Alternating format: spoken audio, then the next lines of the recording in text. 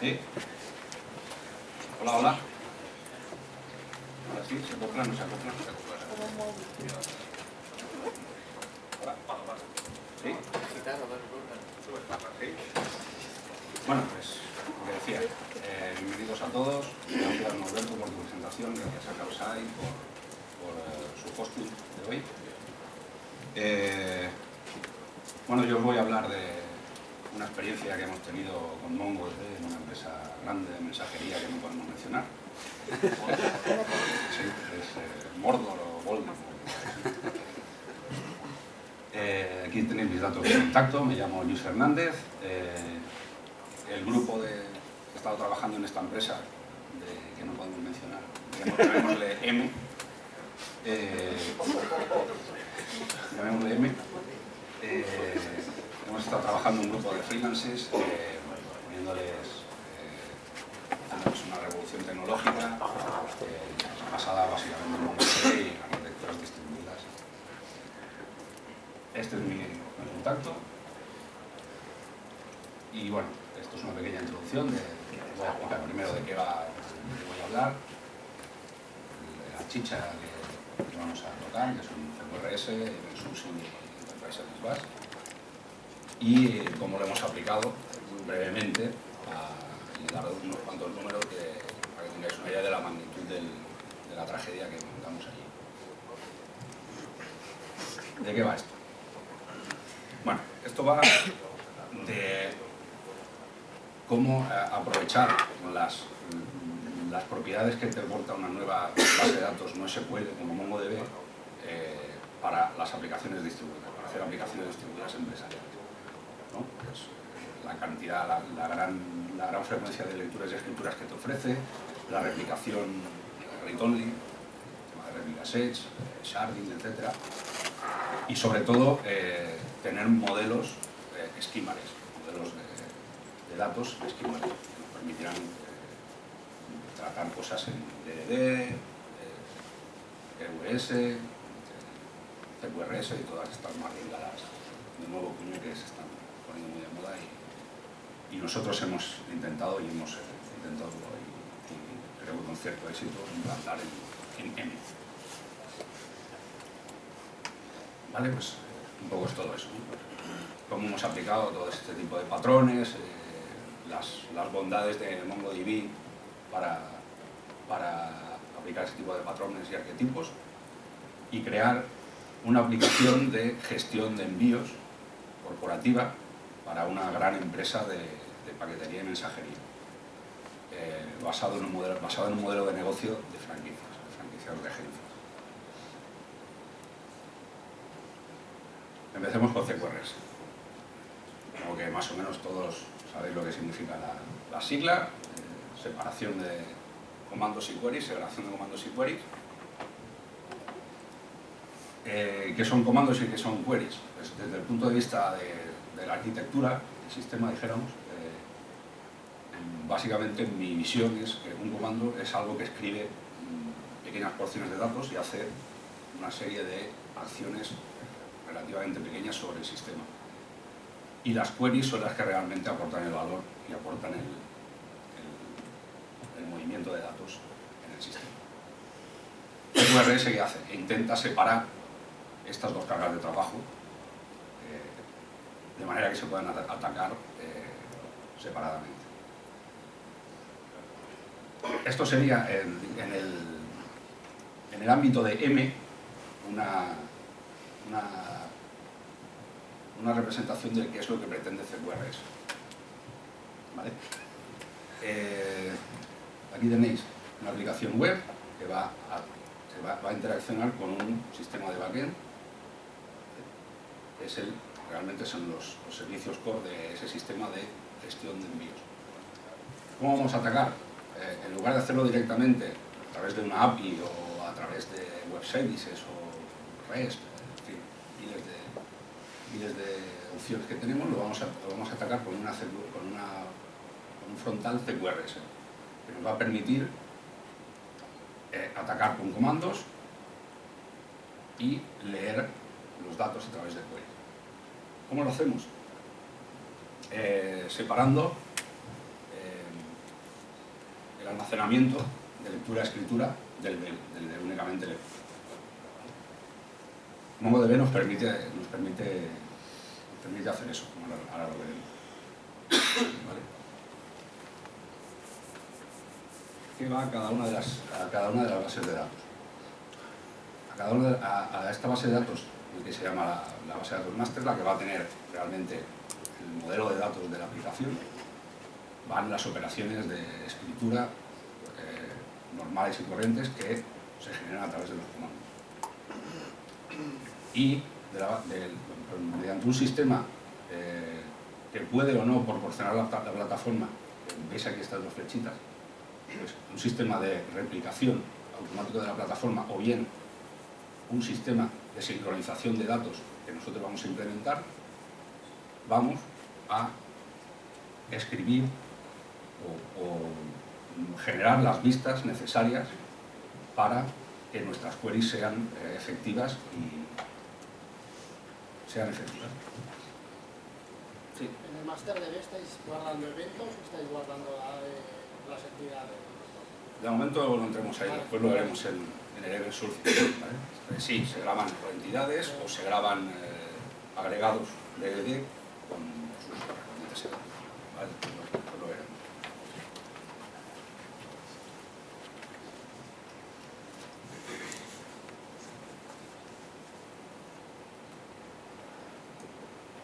¿Cuál es la pretensión de todo esto?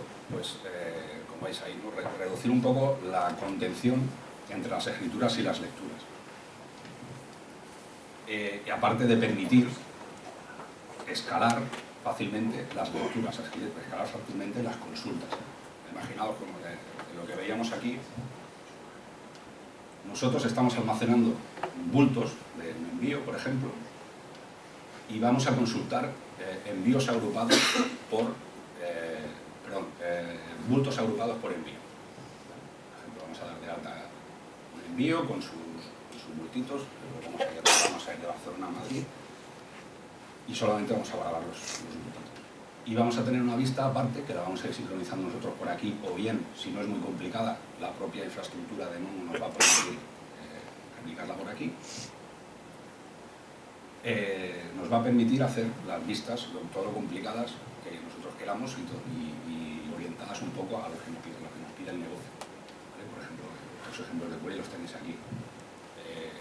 Son entregas pendientes, paquetes perdidos y el que decía, bultos agrupados por envío. Mientras que los comandos son acciones bastante más pequeñas que el movimiento de datos que vamos a tener aquí. Pues aquí vamos a tener, añadir una destinación al envío, asignar un mensajero que va a entregar el envío, añadir un bulto, añadir una entrega y añadir una dirección de origen. Imaginaos que esto es bastante más pequeño que esto. En cuanto a volumen de carga de movimiento de datos, esto es bastante más pequeño que lo que estamos moviendo aquí.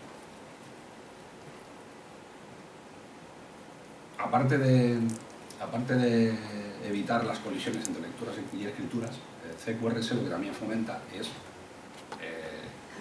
poder tener diferentes orígenes de datos. Imaginaos que necesitáis que vuestros datos que estáis guardando en MongoDB también sean consultables desde una base de datos SQL Server. Entonces, podríamos tener varias bases de datos de vistas, ¿vale? Separadas, y esta podría ser MongoDB y esta podría ser SQL Server. Aquí perdemos la sincronización proporcionada por la replicación de MongoDB. Pero siempre tenemos un proceso aquí y aquí, que luego veremos, que nos está sincronizando esos datos. Los datos que llegan por los comandos, las asignaciones de envíos, etcétera, etcétera, los datos que nos llegan de entidades sobre los comandos, los estamos escribiendo en las bases de datos master de lectura-escritura, base de datos, dijéramos, donde reside nuestro modelo de negocio, y aparte tenemos unos procesos que están capturando todos esos comandos, están capturando el resultado de todos esos comandos, y están actualizando una serie de vistas muy similares a las que va a consumir, a lo que va a presentar el cliente. imaginaros la ganancia que podemos tener desde el punto de vista del cliente en cuanto a velocidad de acceso. Y además poder escalar el número de bases de datos de vistas. Me he saltado una diapositiva. Vale, aquí está un poco el detalle de la replicación y de la base de datos master y la base de datos de vistas. Lo que se almacena aquí está muy optimizado para lo que va a consultar nuestro cliente. Recordar el cliente, recordar la aplicación cliente que está leyendo de las queries de aquí y está lanzando comandos. Un punto importante, que es lo que en M nos ha generado bastante ruido, es no me gusta la traducción de stale, que es viciado o sucio. La cosa es que los datos, el hecho de tener que sincronizar estos datos nos introduce un pequeño retardo, un lag, pensad en el replica set lag de los datos, entre los datos que estamos almacenando aquí y los datos que estamos almacenando en las vistas. Eso en casi ningún escenario es un problema. Nadie está esperando a que yo ejecute un command para ver inmediatamente después, al cabo de 2 milisegundos, en la pantalla de al lado, ver que el command que yo he enviado aparece en la vista que estoy consultando. Pero es difícil, supongo que si habéis trabajado en algún sitio con MongoDB, es difícil concienciar a la gente de esto. Es decir, bueno, es que yo quiero que mis operaciones sean, que lo que yo esté leyendo enseguida refleje lo que hay realmente en la base de datos. Eso es una de las cosas que hemos tenido que batallar bastante en EMI. Hay que mentirles. Hay que mentirles. Bueno, hay que venderles un poco la moda. Igualmente en este esquema, con un red conservador lo tienes solucionado. Sí. Como bien dices, si hacemos una escritura esperando, por ejemplo, que todos los nodos estén sincronizados, tenemos lo que dices, no tenemos stale. Pero bueno, eso ya sabéis que tiene un precio. Existencia versus latencia, ¿no? Claro, El claro. teorema CAP no es gratuito. Bueno, sigamos un poco más para adelante. Esto es un poco enseñaros el scale out que tenemos. Tenemos tantos secundarios en el replica set, pues tendremos esa capacidad de lectura aumentada. Bueno, y aquí está un poco el detalle de cómo interviene MongoDB en todo esto. Aun en contra de las recomendaciones que hay ahora en la web de MongoDB, nosotros hemos utilizado el read preference para implementar CQRs. Después en una PPT posterior, en una transparencia posterior, veréis cuáles son los hándicaps que tiene. ¿Vale? Hemos utilizado el read preference, también se puede utilizar, como tú decías, el plan concern para garantizar que todos los nodos, porque varios nodos tienen el dato consistente a lo largo de todo el clúster. Y hemos utilizado el read preference, tal como dice aquí, bueno, pues para atacar los commands que se envían al backend MongoDB. Utilizamos el read preference primer. Para las queries utilizamos el read preference secondary o secondary prefer. Es importante recordar, ahora lo veremos, si acaso ahora lo vemos en la siguiente transparencia. Aquí tenéis otro punto que nos ha servido bastante, que ahora supongo que la versión 3.0 lo mitigará bastante, que es el tema de bloqueos de MongoDB a nivel de base de datos. ¿Vale?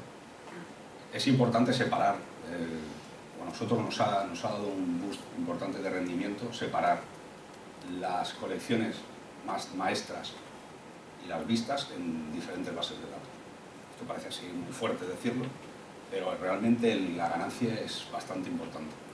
Por el tema de bloqueos, si los commands están escribiendo y tienes un RAID de comandos muy fuerte, un RAID de escrituras muy fuerte, las lecturas se te van a resentir, se te van a bloquear. Si están las bases de datos master y las bases de datos de vistas, que es la misma base de datos Mongo, la misma base de datos, la misma Mongo Database, separándolas, esto se mitiga bastante.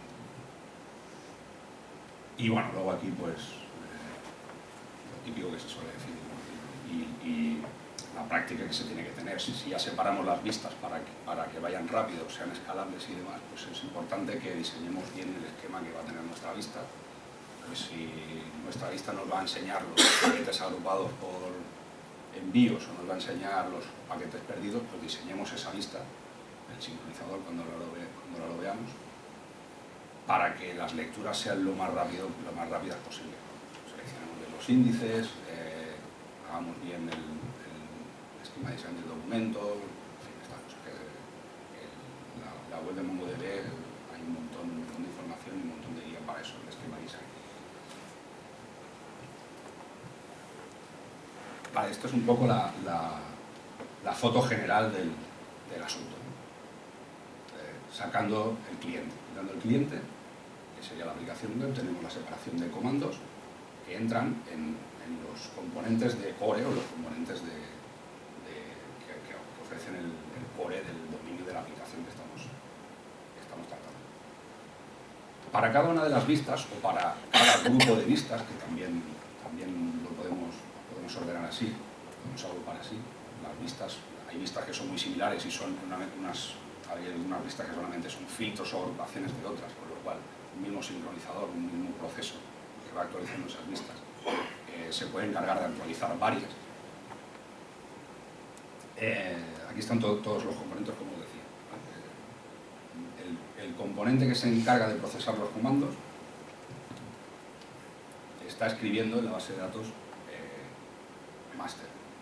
Y el sincronizador, que es el que genera esas vistas, está escribiendo también sobre la base de datos master las vistas. Y mediante el proceso de replicación vamos a tener los secundarios. ¿Sí? Toda la información va escrita en los primarios, en el primario, y por el proceso de replicación de MongoDB se van replicando todos los secundarios. Entonces, falta de transaccionalidad que tiene esa base de datos, ¿cómo lo hacéis para gestionar fallos en las escrituras? Ya sea del primer evento o de la vista. Los fallos en las escrituras. En principio, ofrecimos la posibilidad o sugerimos la posibilidad de hacer notificaciones push. Tanto para notificar, al final, notificar el fallo en una escritura o el éxito de una escritura es prácticamente lo mismo. O sea, si tú entiendes el comando como algo asíncrono, algo fire and forget, yo lanzo un comando, no me bloqueo, en principio por la propia definición del comando, no me bloqueo a esperar su vuelta. Su vuelta o su error, o sea, si ha ido bien o ha ido de error. Si yo lanzo el comando, lo que puedes hacer es hacer notificaciones. Enterarte desde este componente seguro que te vas a enterar de si ha ido bien la escritura o no. Y este componente, luego veremos ya en la foto general, sé que voy retardando el asunto, pero lo veremos en la foto general. Este componente va a poder notificar de alguna manera al resto de componentes que si ha ido bien la cosa o no y si ha acabado ya la cosa o no. Se propuso el tema de las notificaciones push. Al final lo que se hizo es no bloquearte en el comando, sino tener una especie de queries bloqueantes. Hacemos unas vistas específicas que lo que graban son estados de resultados de los comandos. Entonces tenemos un sincronizador que dice, vale, este tío ha escrito, ha asignado correctamente el mensajero, sí, la escritura ha ido bien, sí, el resultado es correcto, vale. Envío un mensaje, me adelanto, envío un mensaje al componente de sincronización y el componente de sincronización sabe que eso ha ido ok. Y escribe en una vista que eso ha ido ok.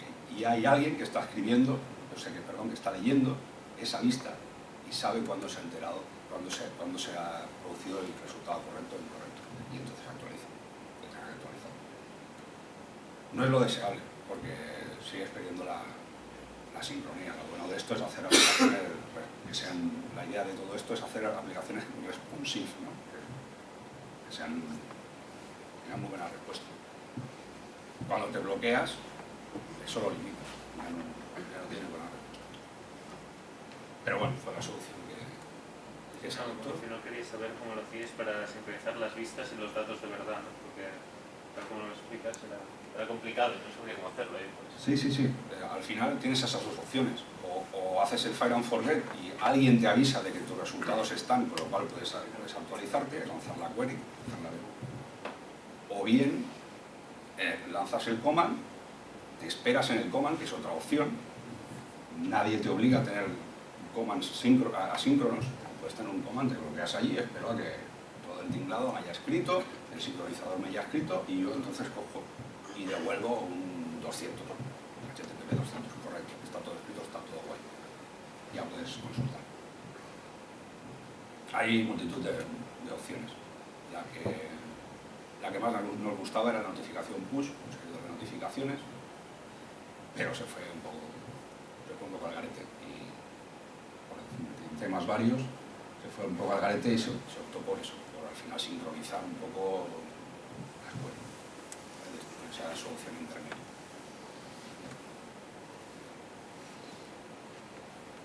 Y un poco el detalle de lo que os decía, cómo se van moviendo, cómo se van actualizando los datos. Llega el command, se procesa, se hace lo que se tenga que hacer con el dato de dominio. El sincronizador actualiza la copia en el primario de la vista y por replicación del replicaset la tenemos en secundario o secundarios que van a atacar nuestras.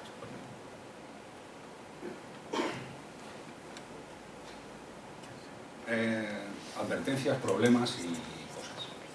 El stateless es el rey de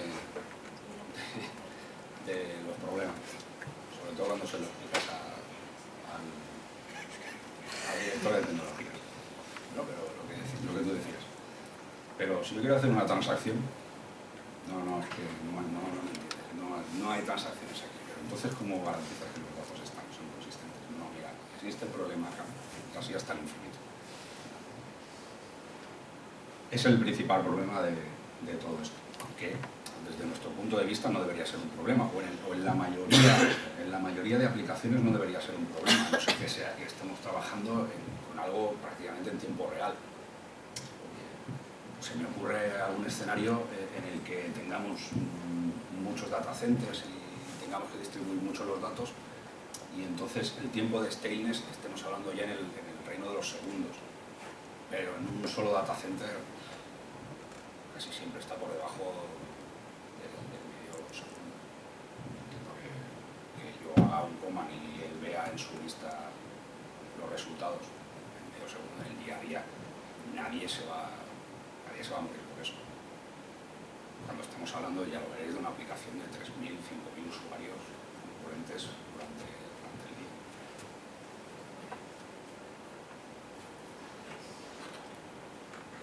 Bueno, otro problema.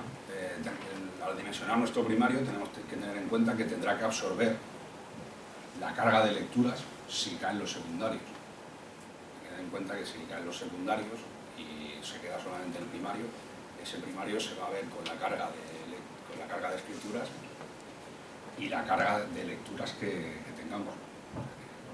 Nuestro departamento de sistemas tiene que ser suficientemente ágil y rápido como para intentar levantar eso rápido. Y luego en el tema del clúster de sharding nos encontramos con un problema con el balanceador. El balanceador es un procesito que te va así moviendo así por debajo, te recogiendo los datos, te los va moviendo de un lado a otro sin que tú te des cuenta, entre secundarios, entre primarios y demás. Entonces el tema del staleness se agrava con la duplicación de datos. Mientras el balanceador está trabajando, es posible que en algún secundario los datos estén replicados porque se están copiando, se están moviendo los chunks, los trozos de partición de un modo al otro. Entonces, cuando tú estás leyendo, es posible que coincida que el chunk se está moviendo y está en los dos secundarios. Por ejemplo, los secundarios no están replicados. Pero Mongo se encarga de esto. Sí, sí. El proxy lo gestiona. Es transparente. Pues si lo lees directamente del secundario es difícil. Nosotros nos hemos encontrado con ese problema. Desactivando el balancer y dejando el balanceo como una tarea offline, que tampoco, por lo menos en el escenario en el que nos hemos movido nosotros, no ha sido un problema. Si dejamos el balanceo de los chunks en una tarea offline, el problema se acaba antes.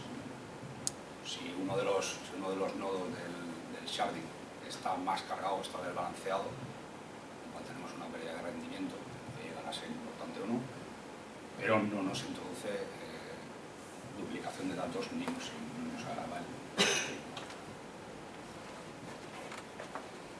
Vale, pues hasta aquí un poco lo del tema de CQRS. Cuando te metes en estos fregados de DDD y demás, empieza por CQRS y lo siguiente que te encuentras pues es el ENSU. Vale, una pequeña 4 notas de lo que nosotros entendemos por el insulting. ¿Vale? Está muy relacionado con lo que hablamos, con CQRS, con el DDD, con el diseño orientado al dominio. Los eventos, al final, el insulting lo que propone es reconstruir entidades a partir de sus cambios de estado. Es el resumen de todo esto. Tú vas almacenando los cambios de estado de una entidad y vas a ser capaz, siguiendo todos esos cambios de estado, de reconstruir esa entidad o grupo de entidades, hablando en el agregados, según la nomenclatura de DDD.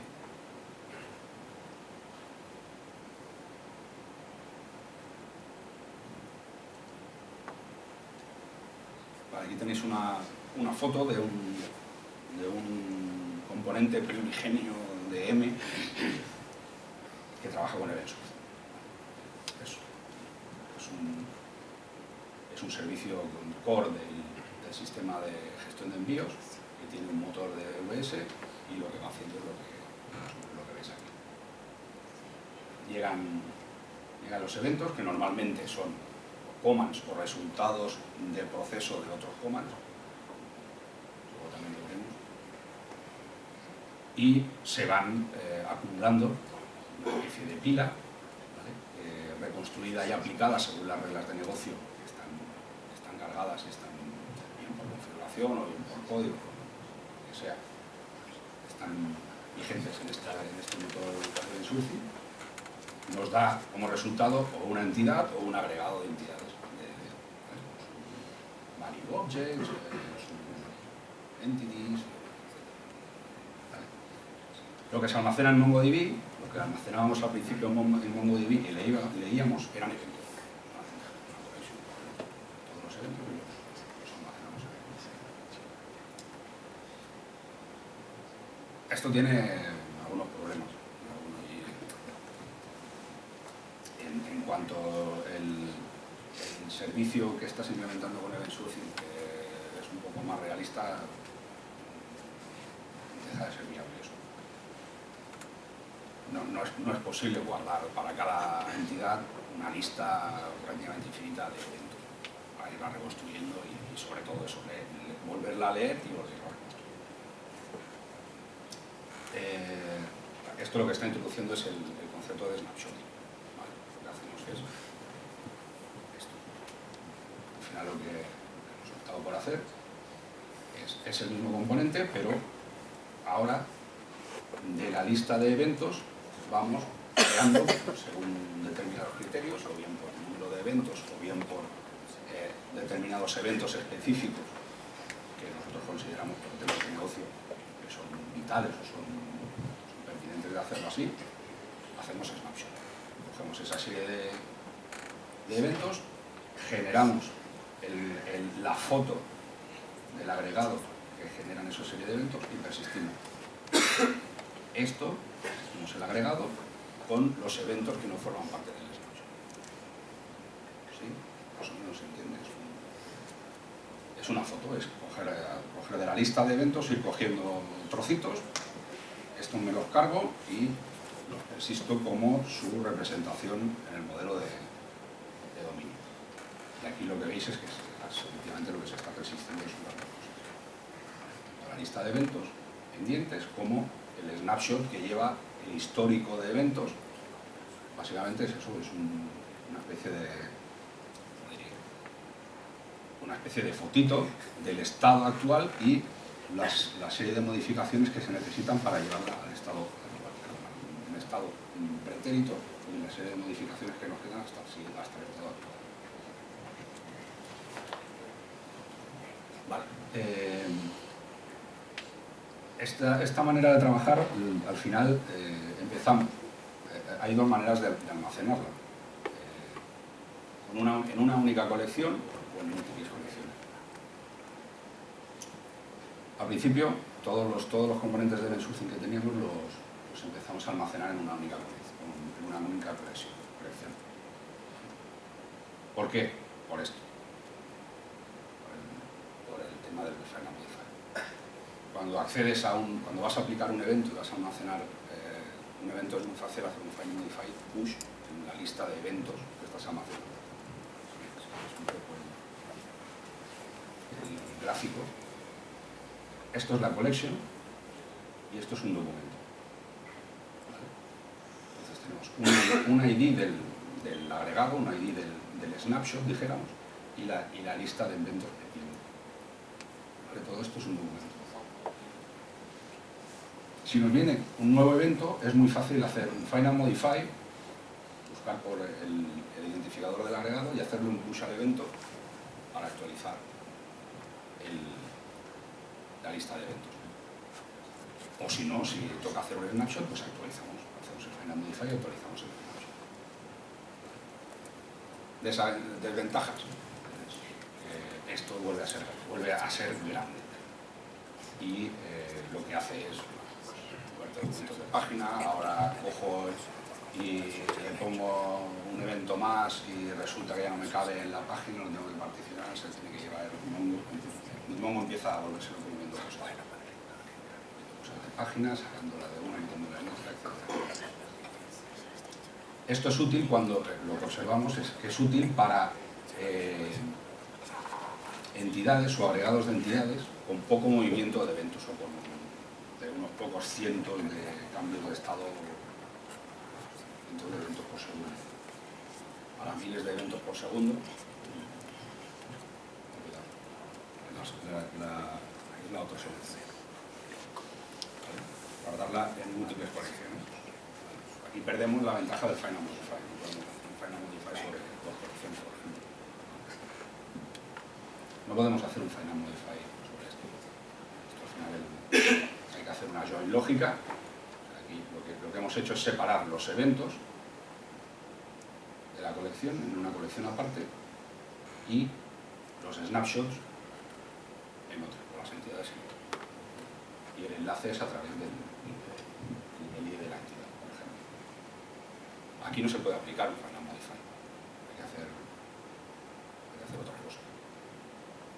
Aquí empieza el tema de bloqueos entre semaforización y sincronización de hilo.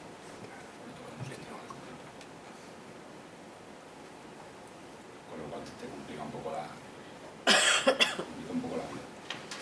Pero funciona bien. Y bueno, así es como hemos implementado en esta aplicación de M el tema del hecho. ¿Cómo se enreda todo esto? ¿Cómo se interconecta todo? Lo hemos interconectado a través de un Enterprise Service Bus. ¿Vale? Supongo que más o menos todos tenéis idea del concepto. ¿Vale? No es más que la implementación, al final es la implementación de varios patrones de mensajería. Nosotros hemos utilizado estos. Subscribe, Request Reply, Dead Letter Channel y algún otro.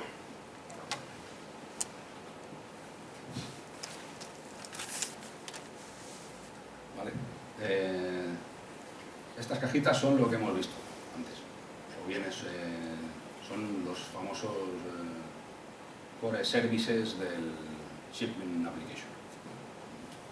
Estas son cajitas de ese tipo, componentes de ese tipo, que se van intercambiando mensajes entre ellas. Pues esta ha recibido el comando que ha venido desde la aplicación desde la Wii, que ha venido desde la aplicación web, ha procesado un comando y le ha mandado la respuesta. Le ha dicho, o sea, este ha procesado el comando, ha guardado todo correctamente y manda un mensaje de OK que este aprovecha y hace otra cosa. Y todo esto con los patrones de mensajería que os comentaba. Will subscribe o request replay. Se puede hacer que alguien llame a otro y se quede bloqueando, espere respuesta no bloqueado. Bueno, manda un mensaje de request y lo que espera es un replay de alguien en concreto.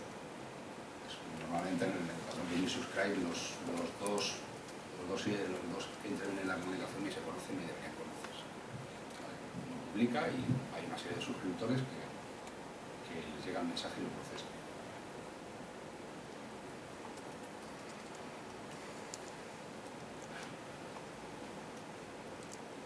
Mongo lo hemos utilizado como capa de persistencia, tanto a nivel de dominio, a nivel de las bases de datos estas. Aquí se procesa una parte significativa, bueno, una pequeña parte del dominio distribuido, aquí otra pequeña parte del dominio distribuido, y otra pequeña parte, pues cada uno tiene su base de datos. Este puede ser un level sourcing, este puede ser solamente un servicio, puede ser el sourcing, que lo que hace es, tiene una serie de contratos, le llegan una serie de mensajes, hace una serie de cosas, y no tiene por qué implementar el sourcing.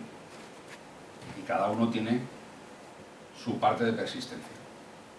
La suma, dijéramos, lógica de todos los subdominios que hay aquí, de todos los conjuntos de aggregates, etcétera, sería el modelo de la aplicación, el modelo de datos o el modelo de dominio de la aplicación, que está distribuido en diferentes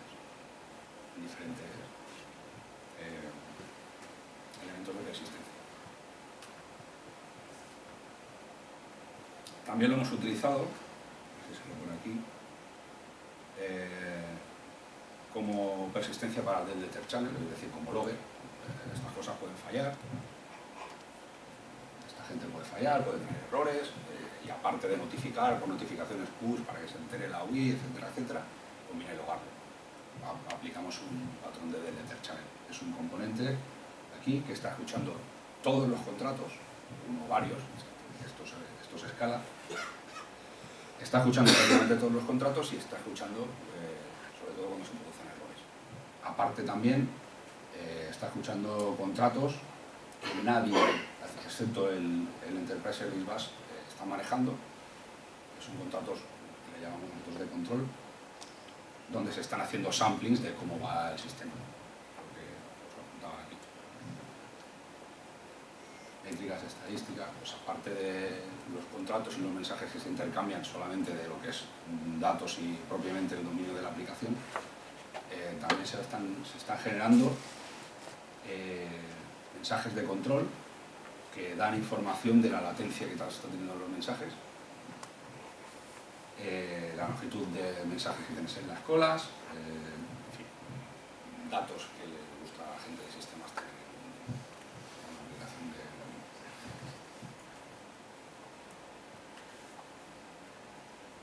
lo que os comentaba, bueno, lo que os he introducido un poco, hay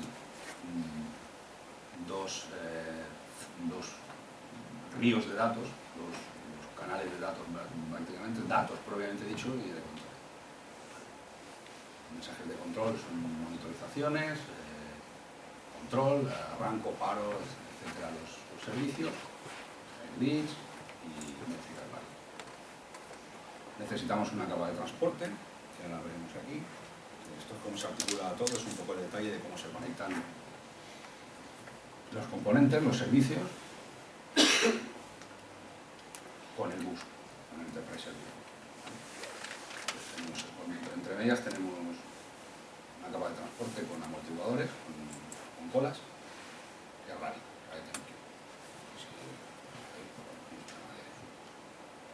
es un broker de mensajería.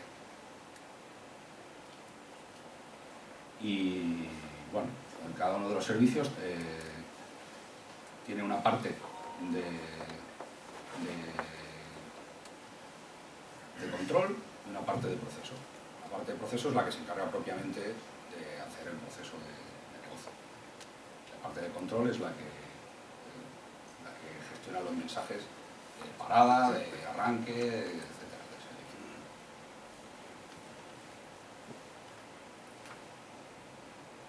Y bueno, todo esto junto pues ha dado lugar a la aplicación de M, ¿vale? Que os hago una lista de un poco los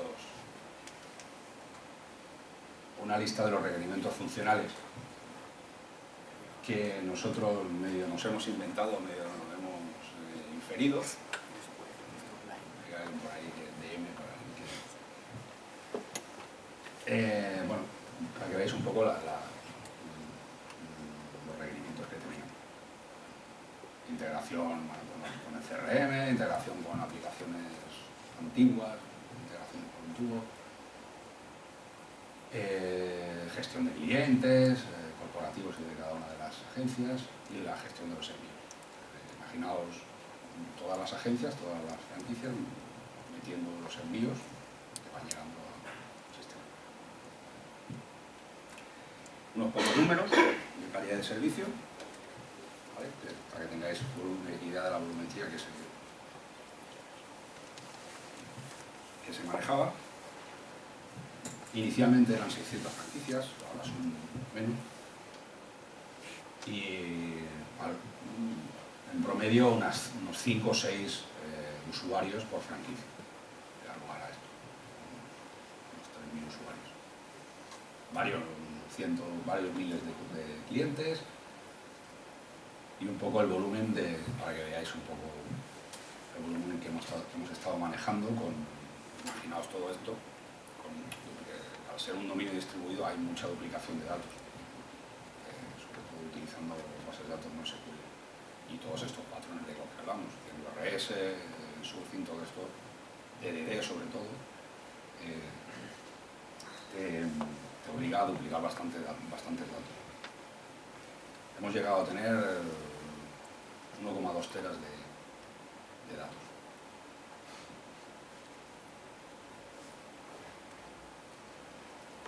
Con estos números. Los componentes, un poco, lo que veíamos, la aplicación frontal, la aplicación que veíamos, el interfaz QRS, que hemos visto también, el backend, que es el conjunto de servicios event sourcing y no event sourcing interconectados por el Enterprise Service Bus, y MongoDB en un clúster sharding, como la capa de persistencia para unirlos a todos, para persistirlos a todos. Y un poco las tecnologías que vimos. DAWI, CQRS, que también hemos utilizado en ASP.NET .NET para los web services, para los servicios y el bus, Rabbit y persistencia. Y aquí un poco la foto finish. Aquí falta la UI, pero bueno, aquí están todos los tipos de componentes que hemos visto un poco y qué es lo que se intercambian entre ellos. Los comandos que entran por la CQRS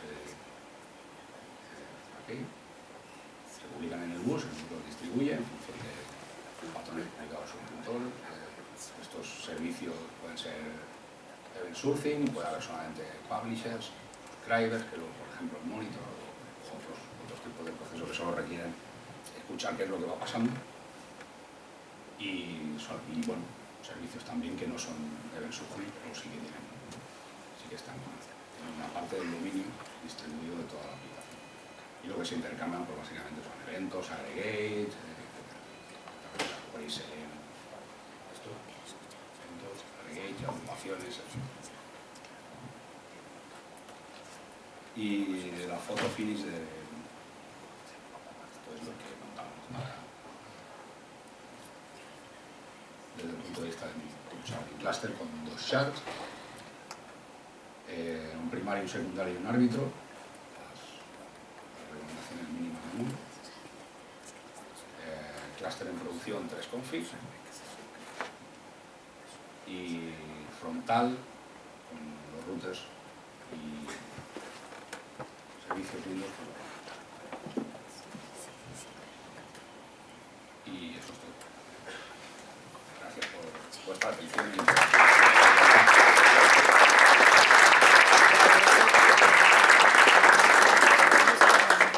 Vale, chicos, ahora vamos a hacer una corta pausa para terminar con las birras, pero aquí hay truco, que solo va a tener birra quien me pueda rellenar una survey. Bueno, hacemos el siguiente. Pilla una y pasa a los demás, pilla una y pasa a los demás.